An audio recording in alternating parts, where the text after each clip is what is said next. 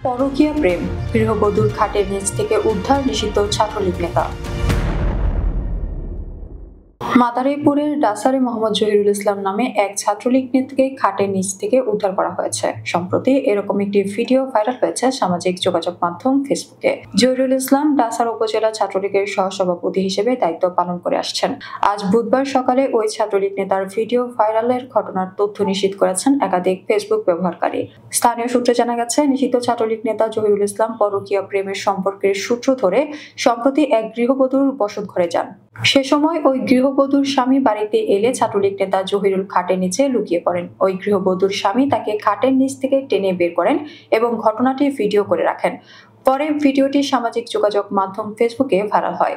এলাকাবাসী শরীফুল ইসলাম সুজন বলেন, নিষিদ্ধ ঘোষিত ছাত্রলীগ নেতার পরকীয়ার ভিডিও ভাইরাল হয়েছে।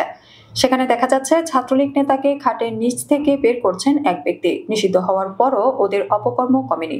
এ ব্যাপারে অভিযুক্ত জহিরুল ইসলাম বলেন, আমি একটি প্রতিবন্ধী স্কুলে চাকরি করতাম।